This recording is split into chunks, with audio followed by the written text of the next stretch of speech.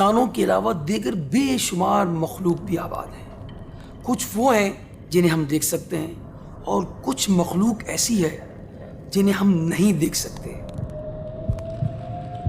جنہیں دیکھ سکتے ہیں اس میں حیوانات بھی ہیں، جمادات بھی ہیں، جی ہاں، اس میں پرند بھی ہیں، چرند بھی ہیں، اور کچھ ایسے ہیں جنہیں ہم نہیں دیکھ سکتے، لیکن محسوس کرتے ہیں۔ عجیب سی بات ہے کہ کچھ ایسی چیزیں ہیں جنہیں ہم محسوس کرتے ہیں مگر اس کے وجود کا اقرار کرتے ہیں۔ وہ کیا ہے؟ خوشبو ہے، ہوا ہے۔ ہوا ہمیں نظر نہیں آتی مگر ہم اس کی موجودگی کا، اس کے وجود کا اقرار کرتے ہیں۔ خوشبو ہمیں نظر نہیں آتی مگر خوشبو کے وجود کا اقرار کرتے ہیں۔ ایسے ہی ہم اگر اپنی سراؤنڈنگ میں غور کریں، ہمارے ارد گرد بہت سارے جراثیم پائے جاتے ہیں، ہمارے بلڈ میں بہت سارے سیلز موجود ہیں، وائٹ سیل ہیں، ریڈ سیل ہیں، ہم پروٹین کا سنتے ہیں ہماری باڈی میں ہے، ہم وٹامنس کا سنتے ہیں، اور کہتے ہیں کہ لوگ بات کرتے ہیں، سائنسدان کہتے ہیں، ڈاکٹرز اس کا اقرار کرتے ہیں، تو ہمیں بھی جو ہے وہ مان لینا چاہیے۔ حالانکہ بہت ساری مخلوق ایسی ہے جنہیں ہم نہیں دیکھ پا رہے، وہ ہمیں دیکھ رہی ہیں، اور اس مخلوق کا ذکر قرآن میں بھی ہے، حدیث میں بھی ہے، انبیاء علیہ السلام کے واقعات میں بھی ان کا ذکر موجود ہے۔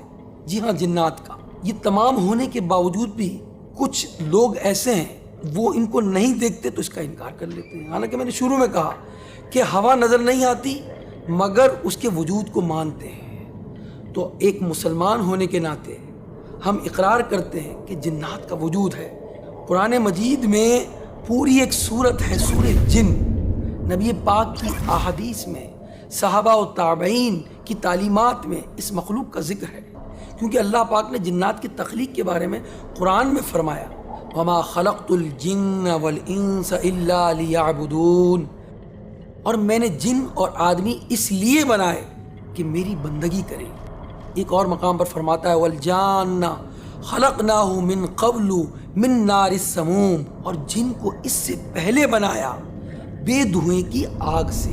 قرآن میں اس کے وجود کے ساتھ ساتھ ہمارے نبی کریم صلی اللہ علیہ وسلم کے پاس جنات کے ڈیلیگیشن کا آنا، قرآن کی صورت وہ بھول گئے تھے، آپ کی بارگاہ میں حاضر ہوئے۔ اسی طرح اپنی خوراک کے لیے نبی کریم صلی اللہ علیہ وسلم کی بارگاہ میں سوال کرنا، کئی احادیث میں جنات کے وجود کو ظاہر کرتا ہے۔ جب اللہ پاک چاہے تو ان کی موجودگی کا احساس بھی ہوتا ہے، جیسا کہ نبی پاک صلی اللہ علیہ وسلم نے خود جنات کو پڑھایا۔ ایک واقعہ حدیث میں ملتا ہے کہ نبی کریم صلی اللہ علیہ وسلم نے اپنے صحابہ سے فرمایا، میں چاہتا ہوں کہ جنات کو قرآن مجید پڑھ کر سناؤں، تم میں سے کون میرے ساتھ آئے گا؟ تو سیدنا عبداللہ بن مسعود رضی اللہ تعالیٰ عنہ نبی پاک کے ساتھ چل پڑے۔ حضرت عبداللہ بن مسعود فرماتے ہیں کہ میرے علاوہ نبی پاک کے ساتھ کوئی دوسرا نہ تھا۔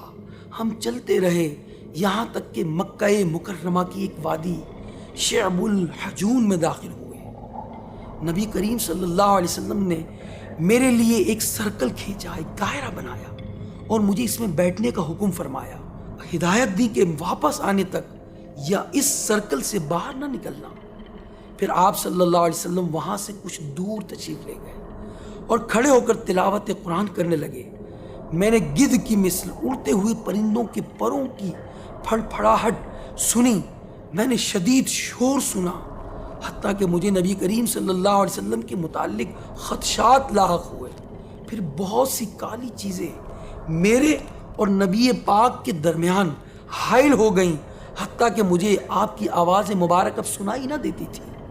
پھر وہ سب بادل کی طرح چھٹنے لگیں اور پھر سب غائب ہو گئیں۔ اسی دوران فجر کی نماز کا وقت بھی ہو گیا۔ نبی پاک صلی اللہ علیہ وسلم نے جب وہاں سے فارغ ہوئے اور میرے پاس تشریف لائے، مجھ سے پوچھا، کیا تم سو گئے تھے؟ میں نے عرض کیا، اللہ کی قسم نہیں، بلکہ میں نے کئی مرتبہ ارادہ کیا کہ میں لوگوں کو مدد کے لیے بلاؤں، یہاں تک کہ میں نے سنا کہ آپ جنات کو عصائے مبارک سے مارتے ہوئے فرما رہے ہیں کہ بیٹھ جاؤ۔ عصا کیا ہوتا ہے؟ ایک اسٹک ہوتی ہے جو نبی پاک صلی اللہ علیہ وسلم استعمال فرماتے تھے۔ نبی کریم صلی اللہ علیہ وسلم نے فرمایا اگر تم یہاں سے باہر نکل جاتے یعنی اس سرکل سے تو جنات میں سے کوئی نہ کوئی تم کو پکڑ لیتا۔ پھر آپ صلی اللہ علیہ وسلم نے فرمایا کیا تم نے کچھ دیکھا؟ میں نے عرض کیا جی ہاں، میں نے کالے رنگ کے آدمی دیکھے جن پر سفید کپڑے تھے۔ نبی پاک علیہ السلام نے فرمایا وہ نصیبین کے جنات تھے۔ نصیبین ایک شہر کا نام ہے۔ میں نے عرض کیا میں نے شدید قسم کا شور بھی سنا تھا۔ نبی پاک نے فرمایا وہ اپنے درمیان ایک مقتول کے فیصلے میں بے چین تھے، انہوں نے مجھ سے فیصلے کے لیے کہا تو میں نے ان کے درمیان حق کے ساتھ فیصلہ کر دیا۔ ایک اور حدیث میں ہے سیدہ طیبہ طاہرہ عائشہ صدیقہ رضی اللہ تعالی عنہ نے روایت کیا کہ نبی پاک علیہ السلام نے فرمایا فرشتوں کو نور سے اور جنات کو آگ کے شعلے سے اور آدم علیہ السلام کو مٹی سے پیدا کیا گیا ہے۔ ان حدیثوں میں بھی آپ نے سنا کہ جنات کے ایک معاملے میں نبی پاک نے فیصلہ فرمایا جسے یقیناً جنات کے وجود کا ثبوت ملتا ہے۔ صحیح بات تو یہ ہے کہ دنیا کے اکثر مذاہب جنات کے وجود کو تسلیم کرتے ہیں۔ جب یہ ثابت ہو چکا کہ جنات کا وجود ہے تو آئیے ان کے بارے میں کچھ باتیں جاننے کی کوشش کرتے ہیں۔ ناظرین، دیگر مخلوقات کی طرح اللہ پاک کی ایک مخلوق جن بھی ہے اور یہ آگ کے شعلے سے پیدا کیے گئے۔ ان جنات میں نیک بھی ہیں، بد بھی ہیں، مسلمان بھی ہیں، کافر بھی ہیں، اور یہ عجیب و غریب بعض کام ایسے کر لیتے ہیں، ایسی ان میں طاقت ہے جنہیں عام انسان نہیں کر سکتے، عام انسانوں کی بس کی بات نہیں۔ جیسے ہم اسلامک ہسٹری پڑھتے ہیں اس میں اہرام مصر کا ذکر آتا ہے جو ایجپٹ میں ہے، مصر میں ہے، اس کی تعمیرات پر غور کریں۔ کہا جاتا ہے کہ یہ اہرام مصر 7 عجوبوں میں سے ایک عجوبہ ہے۔ اتنی بڑی اس کی تعمیر ہے، اتنی بڑی کنسٹرکشن ہے، اتنی بڑا اس کا وجود ہے، دیکھتے ہیں تو دیکھتے ہی رہ جاتے ہیں۔ انہیں جنات نے بنایا۔ اس طرح بیت المقدس کی تعمیرات کو دیکھیں، داؤد علیہ السلام نے شروع کی اور پھر حضرت سلیمان علیہ السلام نے اس کی تعمیرات کو جنات سے مکمل کرایا۔ یہ تعمیرات اس قدر بڑے بڑے پتھروں سے کی گئی تھی کہ اس وقت کوئی ایسی کرین ٹائپ کی چیز بھی نہیں تھی اور انسانوں کی بس کی بات نہیں تھی، جنات نے اس کی تعمیر کی۔ یہ فیکٹ بھی کئی لوگوں کے لیے حیران کن ہوگا کہ اس زمین میں جہاں آج ہم بستے ہیں انسانوں سے پہلے جنات آباد تھے۔ جی ہاں، انسان بعد میں آئے، جنات پہلے تھے، مگر جنات نے قتل و غارت گری کی، اللہ کی نافرمانی کی تو رب کریم نے فرشتوں کے ذریعے ان کو مارا، اور پھر یہ جنات سمندروں کی طرف بھاگ گئے، جزیروں کی طرف نکل گئے۔ اب آئیے اس بات کی طرف ناظرین کہ جن کو جن کیوں کہا جاتا ہے۔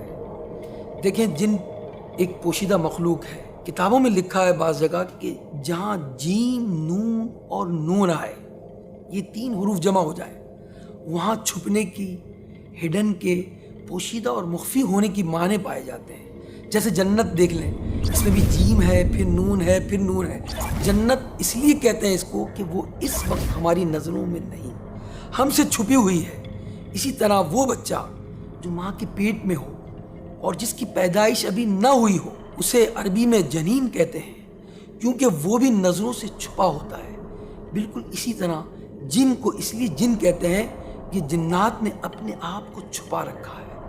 اب ناظرین، نبی پاک صلی اللہ علیہ وسلم کے فرمان کے مطابق جنات کی اقسام کتنی ہیں، کتنی کائنڈز ہیں، کتنے ٹائپس کی جن ہیں، آپ نے سننا ہے، گھبرانا نہیں ہے۔ جی ہاں، جن کی ایک قسم وہ ہے جس کے پر ہوتے ہیں اور یہ جنات ہوا میں اڑتے ہیں، اور دوسری قسم جن کی سانپ اور کتے، ان کی شکل میں جنات ہوتے ہیں۔ جی ہاں، مگر ہر سانپ کو یا ہر کتے کو آپ جن نہ سمجھ لیجئے گا۔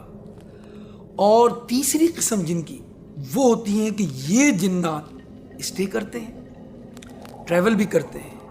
اسٹے کرنے کا مطلب آبادیاں، آباد ہوتے ہیں، اپنی بستیاں بساتے ہیں، شادیاں کرتے ہیں، ان کی اولادیں ہوتی ہیں۔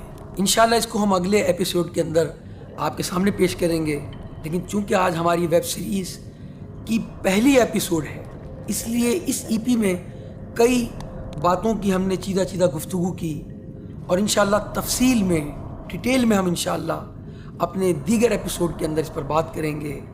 اس ویب سیریز اور آج کے ایپیسوڈ کے حوالے سے آپ اپنی رائے اور مشوروں سے ہمیں کامنٹ کے ذریعے آگاہ کر سکتے ہیں۔